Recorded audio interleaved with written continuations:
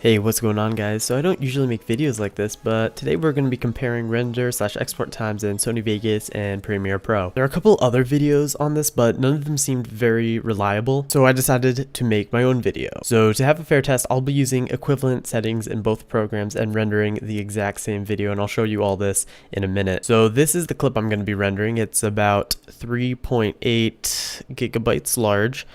It's about 5 minutes long, and it's in 1080p at 60 frames per second. This is recorded using the same settings that I use to record all my gameplay videos to make the test very realistic. So the video itself is just me playing some CSGO with bots. As you can see, just some deathmatch with bots offline. So first up is Sony Vegas Pro, and as you can see, I've already put the video in. It is for 5946. Let me just quickly disable resample. These are the project properties I'm using: 1920 by 1080, 60 FPS. You can look at the rest of them if you want. Also the audio settings, these are them. And I'm just going to quickly add a 2-second fade in and fade out, which I will also do in Premiere Pro, just to keep the test completely fair. So in Vegas, you can actually use your graphics card to help render your videos. However, most modern graphics cards are not supported. I'm not sure really what's up with this. There's tons of people saying conflicting things. Basically, I've tried rendering with it. It doesn't work. I have rendered with a card that was older and did work. However, the quality was much worse, so I'd recommend that you just don't render with your GPU in Sony Vegas. It's a real mess, and just render with your CPU instead. It does take a lot longer, but it keeps the test very fair for having the same quality. So now we're going to render it. As you can see, these are the settings that I'm using. It's 1920 by 1080, high profile, 60 frames per second, field order is progressive. Average is 24, max is 28 million bits per second. You can look at the rest of the settings if you want. These are the audio settings I'm using. So there you go. And let's just render it and see how long it takes.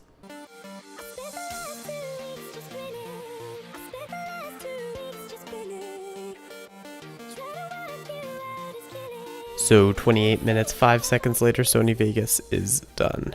Okay, so now we're in Adobe Premiere Pro, and as you can see, the video is the exact same length and everything. For 5946, there you go. So now we are just going to add the fade in and fade out. And let me just change these to 2 seconds. Okay, so we are done with this video. As you can see, as the fade in, fade out, and let's just save it. I'll quickly show you my sequence settings: 60 frames, 1920 by 1080, see progressive, all this. Audio is the same. Everything is the same. So now we will go and export it. I should quickly also mention that we do have CUDA acceleration enabled because it works, for my knowledge, with pretty much any graphics card, unlike Vegas, which only works with older graphics cards, at least in NVIDIA. So now we're going to go and export it, and the settings I'm going to be using are pretty much the same as I'm used in Vegas. So we're going to be using 1920 by 1080, 60 frames per second, progressive scan, and profile high. The level is 4.2, just so I can have the 1080p 60. And the encoding, we're still going to do a variable bitrate and 1 pass, and the average bitrate 24 million, maximum of 28 million.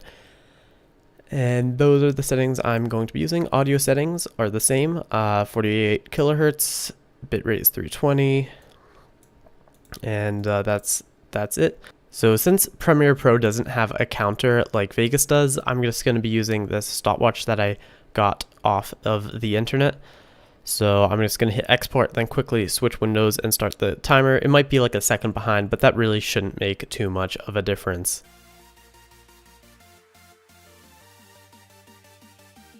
And just over 9 minutes later, Premiere Pro is done exporting.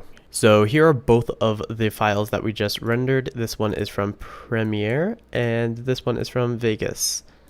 So let me just compare them. As you can see, despite putting in the same bitrate, Premiere still has a much smaller file size than Vegas. And if you go in details, you can tell that these are the same video, 1920 by 1080, 60 frames per second. And the video is 4 minutes 59 seconds. So despite using the same settings on both programs, Vegas rendered in 28 minutes 5 seconds and Premiere Pro rendered only in 9 minutes 7 seconds. So rendering in Premiere Pro is much faster. In fact, it's less than a third of the time that it took to render in Vegas. So comparatively to the length of the video, Premiere Pro renders in just under 2 times the length of the video, and Vegas renders in just under 6 times the length of the video. I'm not sure why it takes so long to render in Vegas, and I know a lot of people are probably going to say that it's unfair that I had my graphics card enabled in Premiere Pro and not Vegas.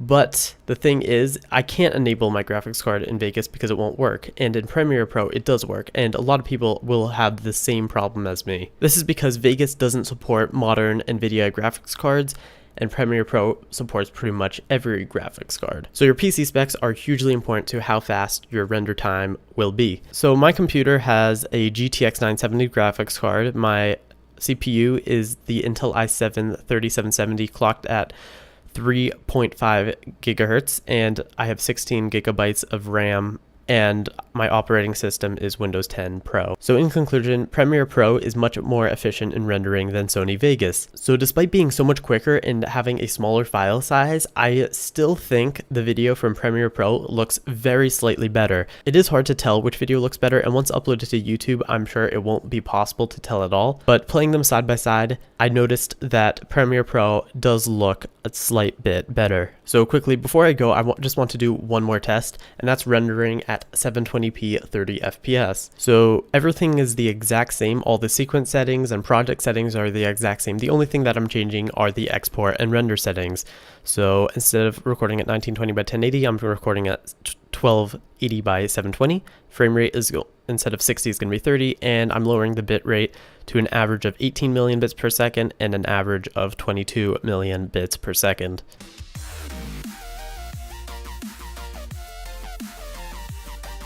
So just over 4 minutes later, Premiere Pro is done. Okay, so now we're back in Vegas, and as you can see, these settings are the exact same. 720p 30 FPS, 22 million, 18 million bits per second. So we're ready to do the 720p render test in Vegas. So here we go.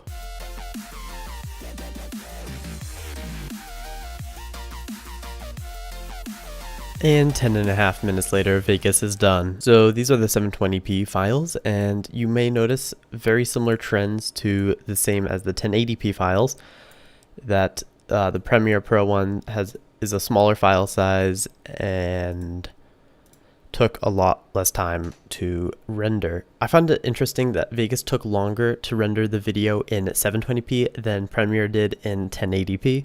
Also, I found it really interesting that Premiere Pro rendered in faster than real time for 720p.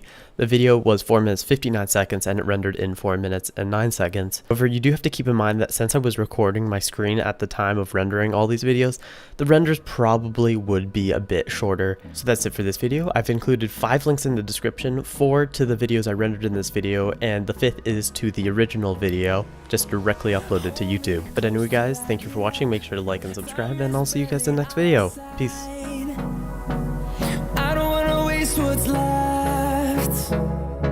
The storms we chase are leading